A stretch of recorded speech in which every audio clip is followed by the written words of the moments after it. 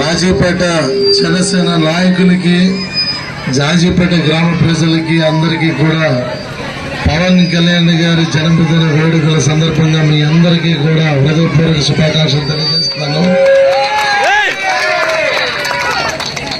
దశాబ్దకాలం ఎన్నో కష్టాలు పడి ఆయన జనసేన పార్టీ అధ్యక్షులుగా ఉన్నప్పుడు మనందరం కూడా సీఎం అంటే పవర్ స్టార్, పవర్ స్టార్ అంటే సీఎం ఇలా అరిచేవాళ్ళం. అలాంటిది ఈరోజు మనందరం కూడా గర్వించదగ్గ విషయం ఏంటంటే పవన్ కళ్యాణ్ గారు ఆంధ్రప్రదేశ్ రాష్ట్రానికి డిప్యూటీ సీఎంగా ఈరోజు ఉన్నారు.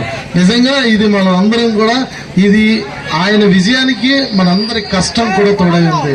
సో కనుక జనసేన పార్టీ తరఫున పవన్ కళ్యాణ్ గారి తరఫున మీ అందరికీ కూడా హృదయపూర్వక పాదాభివందనాలు తెలియజేస్తున్నాను.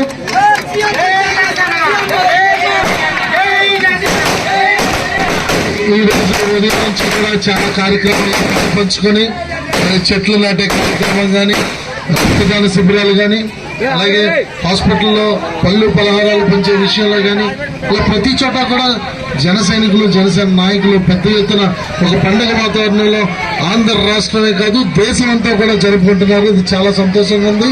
అయితే పవన్ కళ్యాణ్ గారు గత 2-3 రోజులుగా ఎడతెరిపి లేని వర్షాలు కురుస్తుండగా రాష్ట్రం అంతా కూడా కొన్ని జిల్లాల్లో తుఫాను విపరీతంగా ఉండి వరద నీరు అంతా వచ్చేసింది.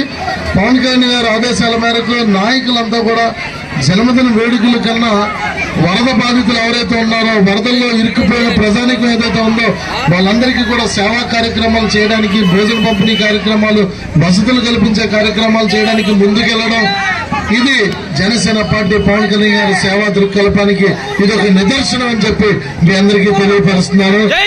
ఖచ్చితంగా ఇక్కడ ఇంత చక్కటి కార్యక్రమం ఏర్పాటు చేసిన మా జనసేన నాయకులు,